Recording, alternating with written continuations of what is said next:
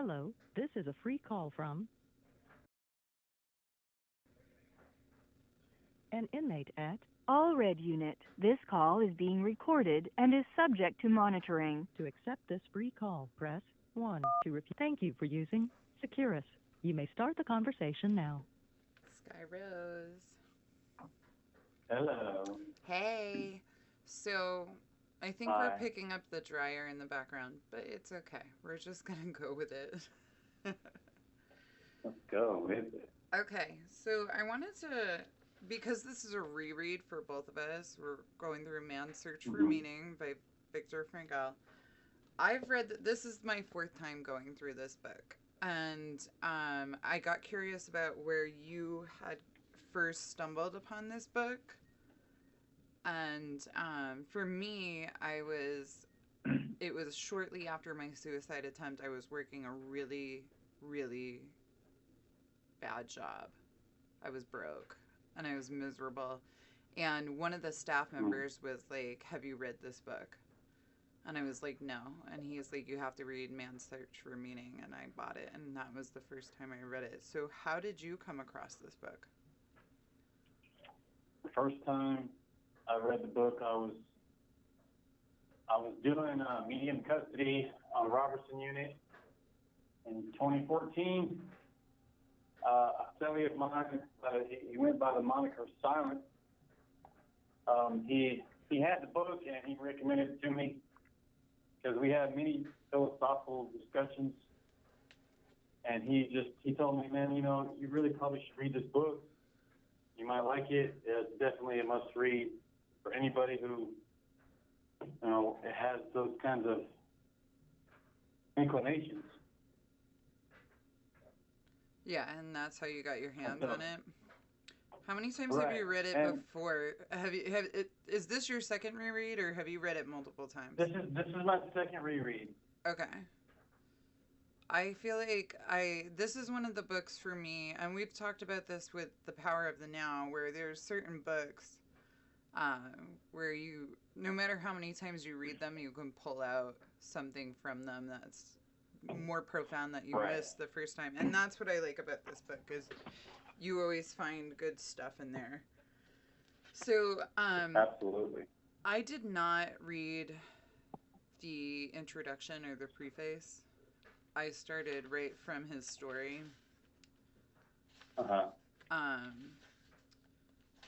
And I highlighted a bunch of stuff, and then it got me thinking about, there's a part where he talks about apathy, and I'm going to bring it up as quickly as I can. I highlighted it. Well, it got me thinking about apathy and acceptance. And so his quote on apathy, and for me it's page 23 if you want to follow along with me. Sure. We might be in a different edition, I think, because the one I sent you was a different copy because I wanted it to come from Amazon, and I think I bought mine used. But apathy, the blunting of the emotions and the feeling that no one could care anymore, were symptoms arising during the second stage of the prisoner's psychological reactions, which eventually made him insensitive to daily and hourly beatings. By means of insensibility, the prisoner soon surrounded himself with the very necessary protective shell. And it made me think about when I was in the psychiatric hospital being treated for depression. I did not care. Like, I had a lot of apathy around life. Like, I did not care that I did not die. I did not care that I lived. I just stopped caring. And it was a very blunted feeling for weeks and weeks on end. And I was thinking about how, that was my protection from all of the trauma that was going on around it. But at the same time, it reminds me a lot about acceptance, because acceptance is also like that choice to accept that things are out of our control and no longer fight it and to let it go. And so in a sense, you do not care. But It's almost like they play into the law of balance where apathy comes out of this negative state of blunting, not caring, and acceptance is more in a peaceful not caring. Uh-huh. And I wanted to get your take on that. How do you feel about apathy? Apathy is something I believe I've experienced myself, because of the sheer weight of having a life sentence. Oftentimes, it just feels like it almost feels as if it's better not to feel anything than to even contemplate it. And so, sort of, the apathy is just, it's just coming from a place of desperation. I think that you shut down in a sense. I think that it may be a sort of a reaction, a subconscious reaction that we have that, you know, because if you keep caring so much, or you just, I don't know, it Here, I'll give you this. This is what came to me was that acceptance is about finding peace, and apathy is about finding survival. Like, we didn't stop caring to find peace with it. We stopped caring to survive. Something that is, like, for many, and in Viktor Frankl's experience, you know, you would think that being held in a concentration camp would be unsurvivable. And that emotional shutdown is like almost like the brain's last pursuit for survival, as it like desperately tries to protect itself. Yeah, because there's no other way. There's what else? Because you're in a situation. Well, he was in a situation, and I can relate. Being in a situation where the odds seem insurmountable against you, that the only way to survive is to shut down and become apathetic to the situation and just not care to the point where, because there's nothing you can do. The caring isn't helping. It's just making it worse. It just makes it more painful. And I think that, you know, the blunting of those emotions that he speaks about in his own account is an extreme example because, you know, you can imagine what he was experiencing, you know, with all the violence and witnessing of people dying, and that's just in our own lives. The example isn't as extreme, but I think that each one of us probably felt apathy at one point, you know, because of situations that we were in, and he goes like on. you said, it's about survival. Yeah, and he goes on page 28 to say apathy, the main symptom of the second phase, was a necessary mechanism of self-defense.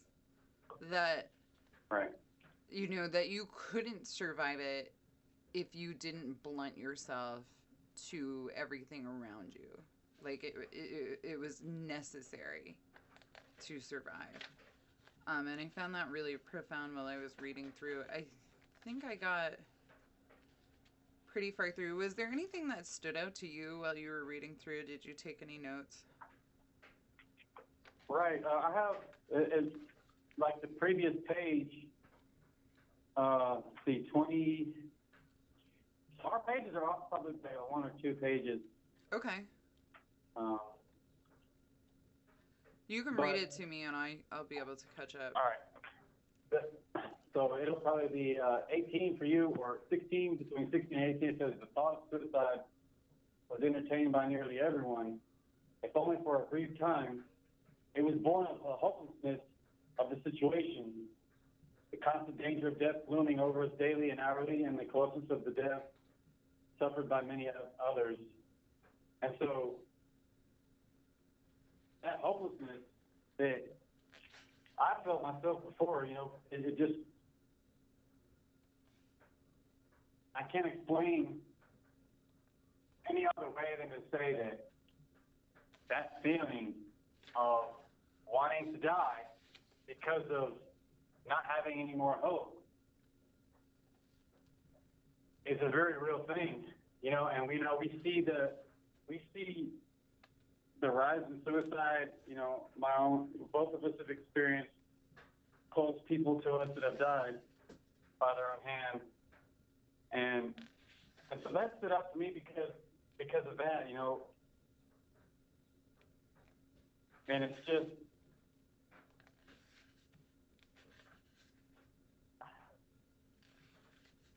So he said, friends whom I have met later have told me that I was not one of those whom the shock of admission greatly depressed. I only smiled and quite sincerely when the following episode occurred the morning after our first night in Auschwitz. In spite of strict orders not to have... Okay,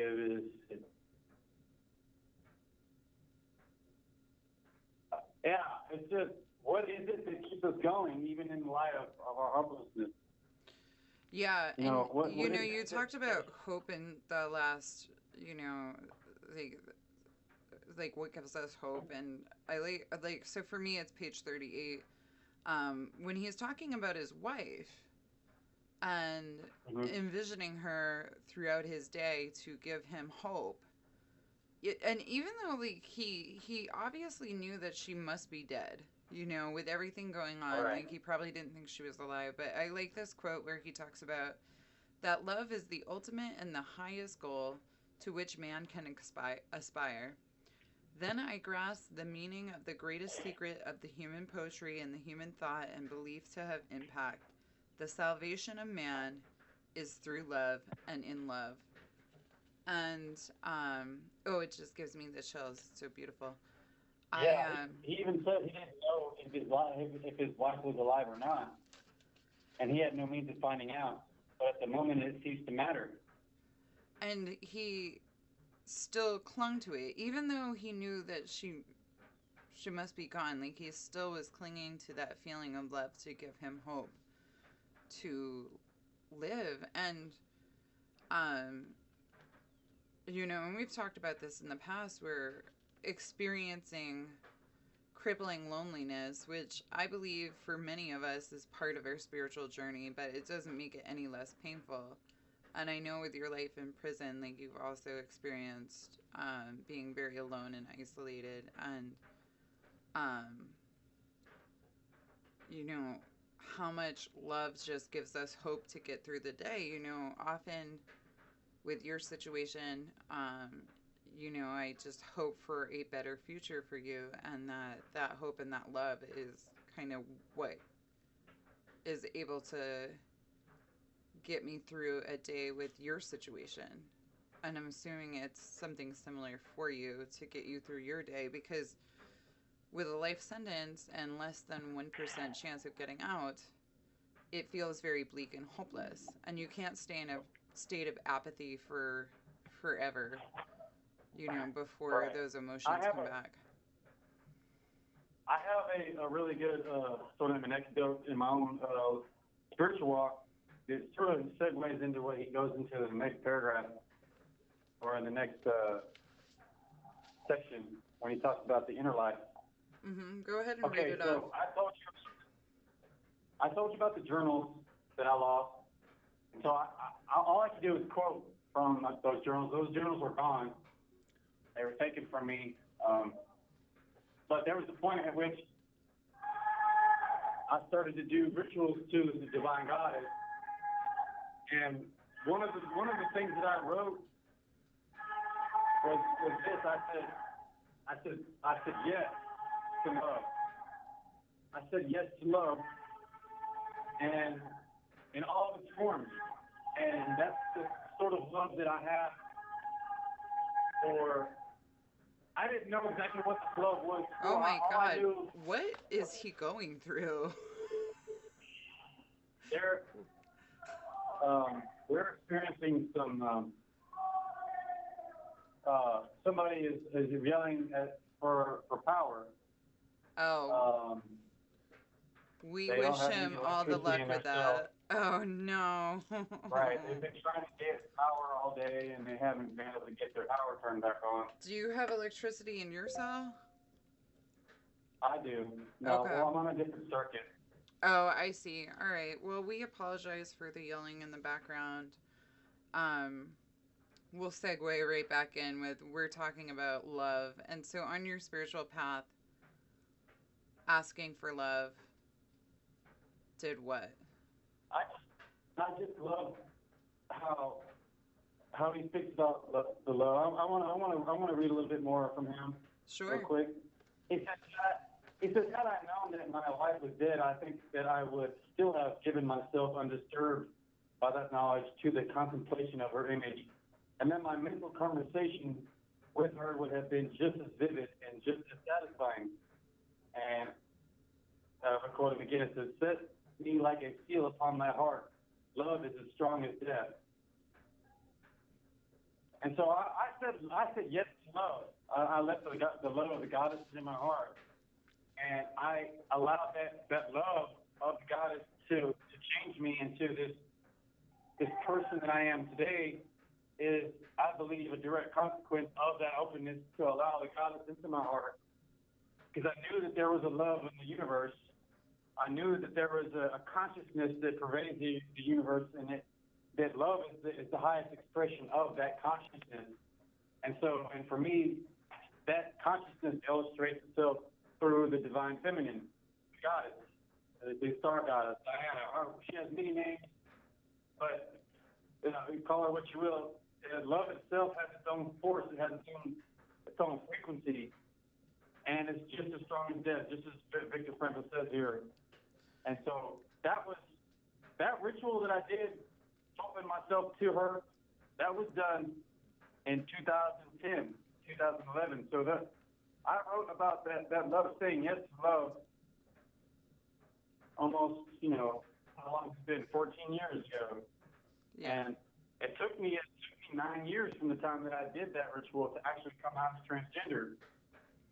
And so it took a little time for it to work on me, but Well, and I think that brings us into like the idea of self-love, and I think we go into this a lot. I think you and I both struggle with kind of loving ourselves and being like, "Yeah, girl, like you got it." For me, right. like a lot of like why being alone bothered me so much was like the lack of love, but not only the lack of love, but the lack of self-love. And that Mhm. developing that was a journey of like many, many, many years and meeting myself little by little bit. And I also wanted to throw in there because we're going to get cut off really quickly. Is that I believe that, there's a lot of different emotions, but they all break down to love or fear.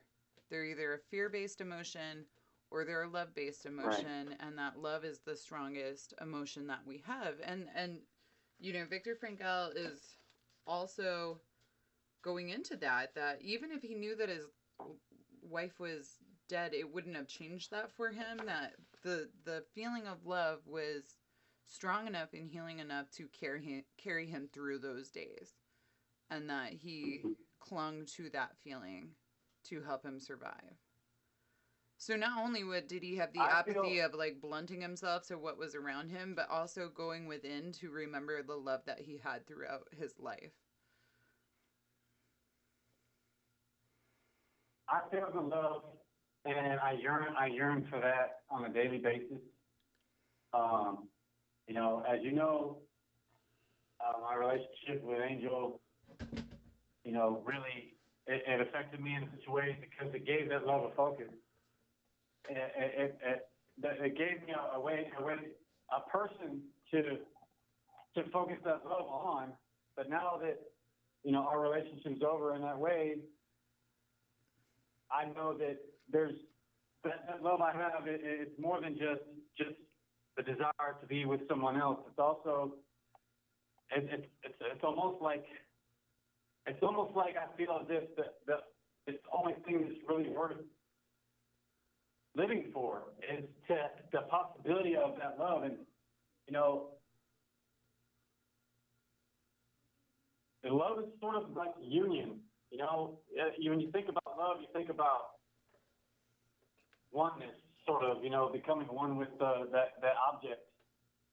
And I know there's something more in the world. You know, I felt it. I've seen it in my visions, in my dreams. So even being locked up, you know, being in prison, and, you know, living in circumstances where, you know, they're adverse, it's, you know, it's just like, I just keep going because I know that sooner or later I'll get closer to it. And whether or not it's in here or out there, who knows? I don't. Because they don't have to let me go. They don't want to. And so I got a little further into the book, and he brought up one more thing that really helped him survive this, and it was humor was another of the soul's weapons in the fight for self-preservation. It is well known that humor, more than anything else, is the human makeup, can afford an aloofness and the ability to rise above any situations, if only for a few seconds. And this just struck me, this really hit home with my career because I do a lot of dangerous work and work where I see a lot of traumatic stuff. And we have made some really inappropriate jokes, like going straight to hell for it. And, you know, and we get a good laugh out of it. And you can see where we are desperately trying to cope with what we have seen and what the trauma that we've seen and that secondhand trauma with our humor. And we are laughing at things that are not funny and like nobody should laugh at, but yet we're finding a sense of humor in it to try to help us cope through those situations. And I see that a lot there where, you know, we're trying to self-preserve and not let that trauma impact us so we can get a job done. And so we're using humor that the rest of the world would probably not understand to try to help us get through it. Right. I can relate. There's things in here that people out there probably would be like, what the fuck? You know, they wouldn't get it because they're just not in the same situation. But humor is definitely a salve. Humor is a salve to the soul. And, you know, if you can find humor in the smallest things, even if, you know, I mean, I'm trying to think of a good example in here.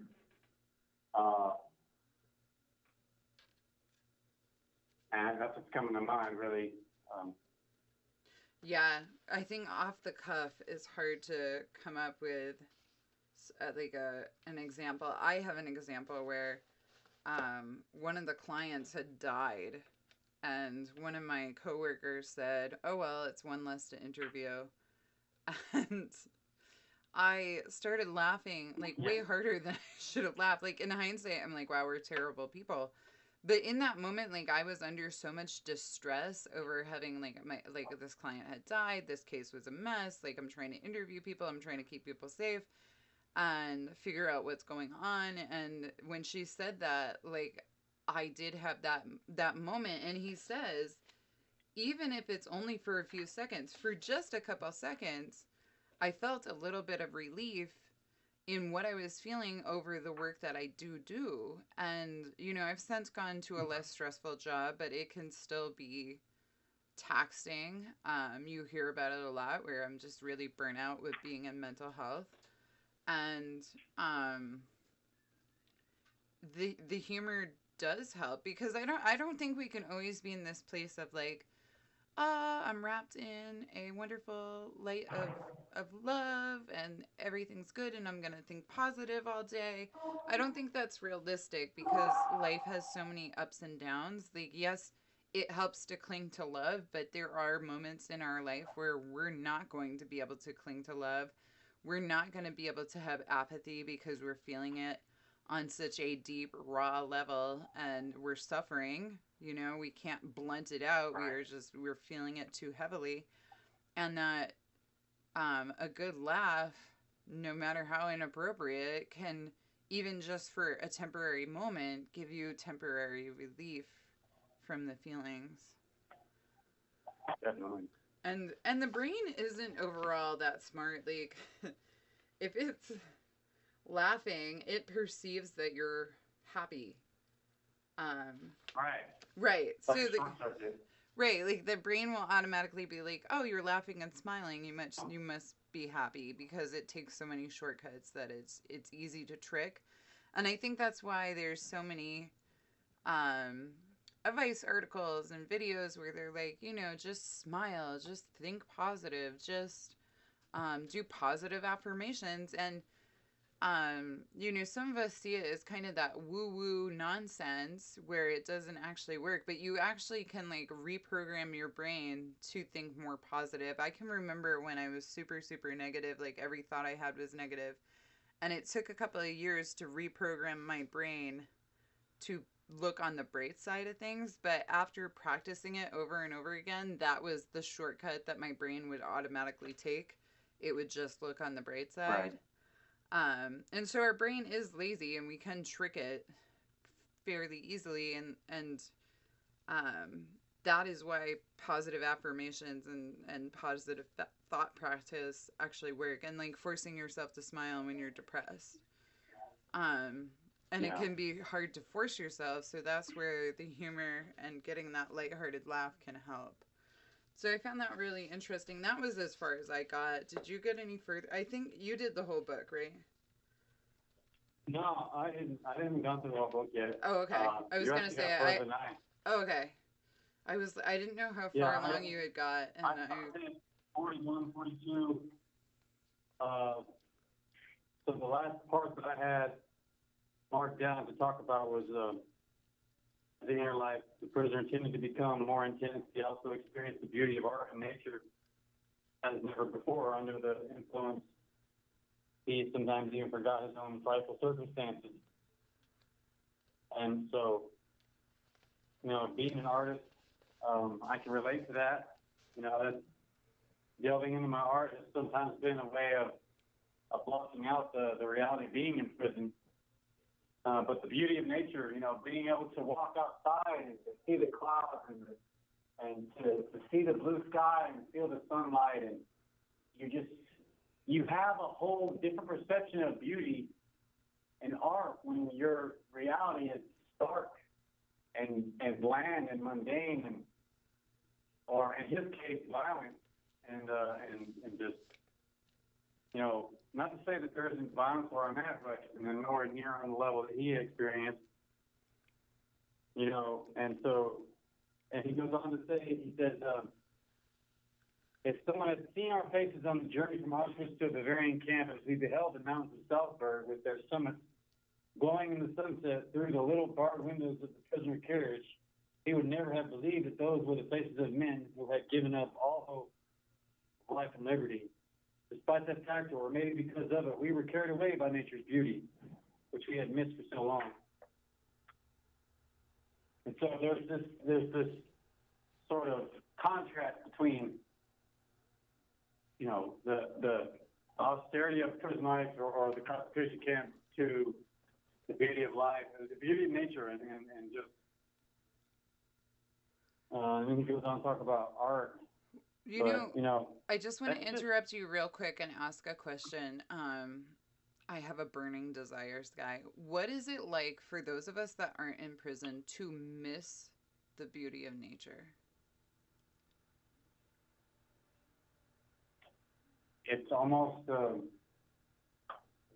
if when you finally see it again, it's almost like coming home in a sense. I did 2 years in SEG, and when I got out of SEG and I was able to finally walk outside again, it was like a heavy weight lifted off of me. I think that there's definitely something to the power of nature, and when you don't have access to it, a part of you dies, a part of you starts to atrophy, and you have 1 minute left. Oh, this was such a good chat, Skye. I know, there's the 1 minute lady. This was a great chat. So I will have you call me back. We'll do our regular chat. I'm going to make the bed while I do that. And we will join back here for part 2 of Man's Search for Meaning by Viktor Frankl. And if anyone wants to follow along with us, they can grab the book and read with us. And thanks for such a good chat. Thank you as well. I enjoyed it very much. Okay, I'll talk to you in a few minutes. Bye, everyone. Bye. Bye. All right. The caller has hung Yep, up. it hung up.